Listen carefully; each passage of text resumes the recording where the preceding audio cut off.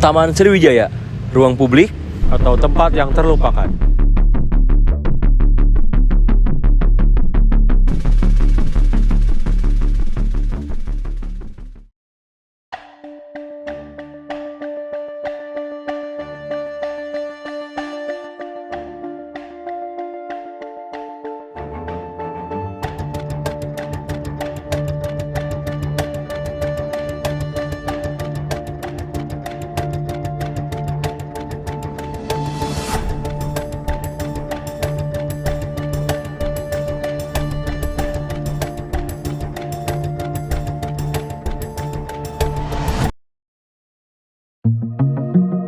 Pada video kali ini, kelompok kami akan membahas salah satu taman yang berada di kota Cimahi, yaitu Taman Sriwijaya, yang dulunya merupakan lahan kosong dan belum dioptimalkan oleh pemerintah.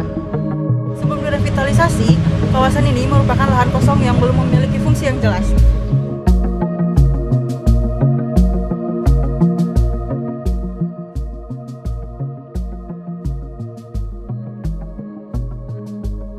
Kalau sebelumnya sih taman biasa lah gitu kan, lama-lama jualan bunga-bunga itu Bunga buat makam atau bunga yang buat tanam gitu gitu yang sampai tahun berapa sejak tahun sebelum COVID kemarin bikin taman ini gitu.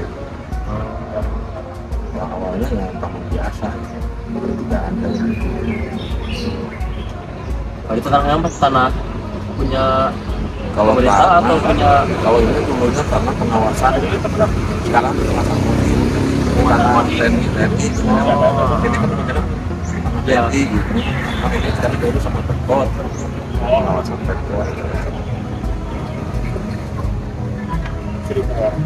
tapi kalau misalnya kayak gini teh Pak jadi lebih asli, cuman kalau misalnya ada yang kayak gitu-gitu Pak, ada yang suka tidur gitu, ada yang Sebenarnya gitu party tidur aja orang-orang yang sambil istirahat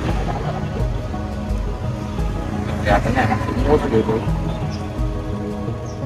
saya nggak di berita Pak beberapa tahun yang lalu teh ada pengeroyokan di sini.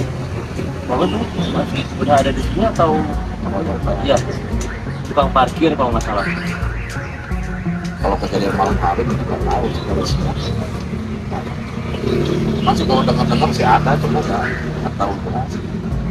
Pensiun aja gitu ya Pak. Cuma kita nggak menyaksikan gitu kan kalau nggak menyaksikan jangan tahu lah gitu kan kalau kabar dari orang ya kayaknya aja kan atau benar atau enggak kan kalau Iya. dari orang mah kan kalau kita lihat kan gitu kan sempet dengar-dengar gitu kan kita tahu kejadian benar apa enggaknya. Kalau itu kejadian menarik itu ada kayak sebelum tahun berapa lah nepet ke sana emang gitu.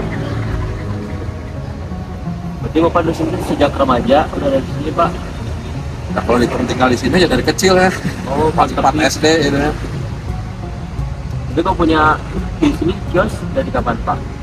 Jadi ya ada sebelum ini pemekaran aja udah di sini kan sempat kita pergi dulu gitu kan karena penataannya Iya. balik lagi gitu. Oh, berarti udah sempat kena penataan juga sama Satpol PP gitu Iya Pak? dulu kan sebelumnya kan dulu pasar itu di sini rame ini kios-kios semua gitu kan. Nah gitu ada masuk jadi kota kan dibangun semua ke pasar kita ke sana kan. Nah ini semua kios sudah kan. Oh. Ya kelamaan masuk lagi ya kalau ada penataannya kita mau keluar lagi gitu. Berarti udah lama itu balik lagi gitu ya Pak? Kalau ada izin ya jualan boleh gitu kan. Nah, sekarang aja kalau nilainya dibubarin ya bubar aja gitu kan. Oh, karena belum ada izin gitu ya Pak? Kalau sekarang diperbolehkan ya kita gitu aja sih. Kalau suruh pergi ya pergi lah, ngapain lah, emang kita salah kan. Kalau diperlukan pemerintah ya kita salah. Ya tak balik gitu. Walaupun berada di lokasi yang cukup strategis dan dekat dengan pusat aktivitas masyarakat, lahan ini belum memberikan manfaat yang maksimal bagi warga kota Cimahi. Pada saat itu, masyarakat memiliki banyak pilihan ruang terbuka hijau yang dapat digunakan secara gratis untuk berinteraksi maupun beraktivitas. Akibatnya, potensi lahan yang sebenarnya cukup besar untuk dimanfaatkan masih belum termanfaatkan secara optimal. Padahal, ruang terbuka hijau memiliki peran penting bagi kota. Selain berfungsi sebagai resapan air dan penyeimbang lingkungan, ruang terbuka hijau juga berfungsi sebagai sosial yang mempertemukan masyarakat dari berbagai kelompok. Melihat kondisi tersebut, pemerintah Kota Cimahi kemudian berupaya mengubah lahan yang sebelumnya kurang produktif menjadi ruang publik yang lebih bermanfaat. Transformasi Taman Sriwijaya tentunya tidak terjadi secara instan. Perubahan ini memerlukan proses perencanaan, penganggaran, pembangunan fisik, hingga pengelolaan setelah taman selesai dibangun. Pemerintah Kota Cimahi melakukan penataan kawasan dengan membangun sebagai fasilitas yang dapat digunakan masyarakat.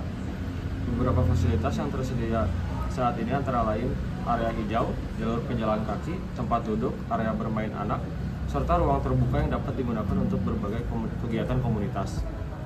Dengan adanya pembangunan tersebut, fungsi kawasan mengalami perubahan yang sangat signifikan. Jika sebelumnya lahan ini hanya menjadi area yang kurang dimanfaatkan, kini taman menjadi salah satu pusat aktivitas masyarakat Kota Cimahi. Perubahan ini menunjukkan bagaimana suatu aset publik yang sebelumnya kurang produktif dapat diubah menjadi ruang yang memberikan manfaat bagi masyarakat luas. Dalam proses perubahan ini, terdapat beberapa pihak yang terlibat dalam prosesnya, yang bisa disebut dengan stakeholder. Stakeholder pertama, tentu saja pemerintah Kota Cimahi, sebagai pihak yang merencanakan dan melaksanakan pembangunan. Selain itu juga, terdapat masyarakat sebagai pengguna taman, komunitas lokal, yang memanfaatkan ruang publik serta petugas yang bertanggung jawab terhadap pemeliharaan setiap fasilitasnya. Meskipun demikian, proses perubahan tentu tidak selalu berjalan dengan mudah. Salah satu hambatannya adalah keterbatasan anggaran pembangunan maupun biaya pemeliharaan fasilitas setelah taman selesai dibangun. Hambatan lainnya adalah bagaimana memastikan bahwa pembangunan yang dilakukan benar-benar sesuai dengan kebutuhan masyarakat. Selain taman selesai dibangun, tantangan pun masih tetap ada. Misalnya, menjaga kebersihan lingkungan, mencegah kerusakan fasilitas umum, serta memastikan taman tetap aman dan juga nyaman untuk digunakan oleh seluruh masyarakat. Memahami perubahan yang terjadi pada Taman Sriwijaya, kami menggunakan teori manajemen perubahan dari Kurt Lewin. Menurut Kurt Lewin, perubahan terdiri dari 3 tahapan utama, yaitu unfreeze, change, dan reverse. Yang pertama ada tahapan unfreeze. Tahapan pertama, muncul kesadaran bahwa kondisi yang ada saat ini tidak lagi mampu memenuhi kebutuhan yang sedang berkembang. Dalam kasus taman kota, kondisi lama berupa lahan kosong yang belum memberi manfaat sosial kepada lingkungan secara maksimal. Pemerintah menyadari bahwa lahan tersebut memiliki potensi yang jauh lebih besar apabila dimanfaatkan sebagai ruang publik. Contohnya, dibandingkan membiarkan lahan tersebut kosong dan jarang digunakan, pemerintah melihat peluang untuk mengubahnya menjadi ruang terbuka hijau yang dapat dimanfaatkan oleh masyarakat.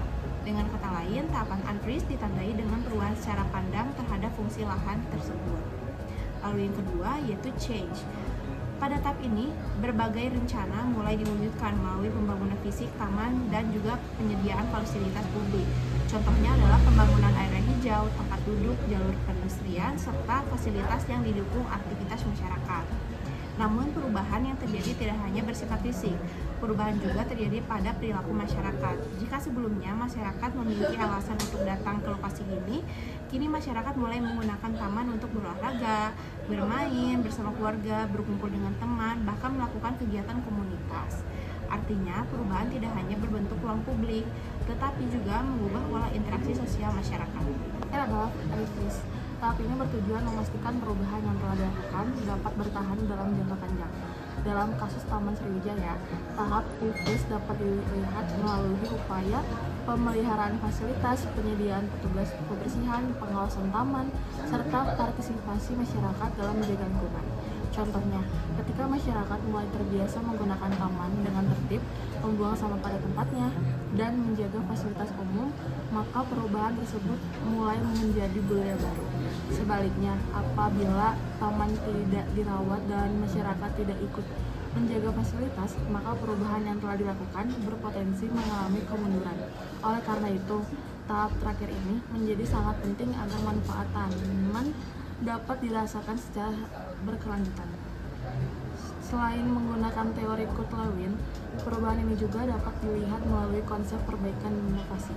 Perbaikan terlihat dari pemanfaatan lahan yang sebelumnya kurang produktif menjadi lebih bermanfaat bagi masyarakat, sementara inovasi terlihat dari upaya pemerintahan menghadirkan ruang publik yang mampu menjawab kebutuhan masyarakat modern akan ruang interaksi sosial, rekreasi, dan aktivitas komunitas. Dari perubahan yang terjadi, terdapat berbagai nilai publik yang berhasil diciptakan.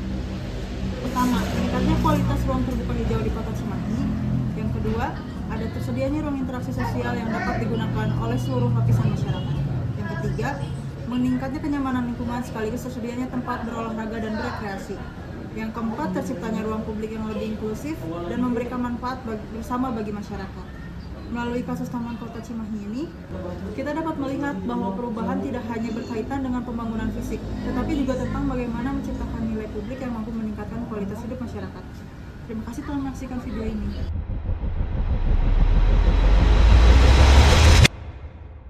Lumayan ramai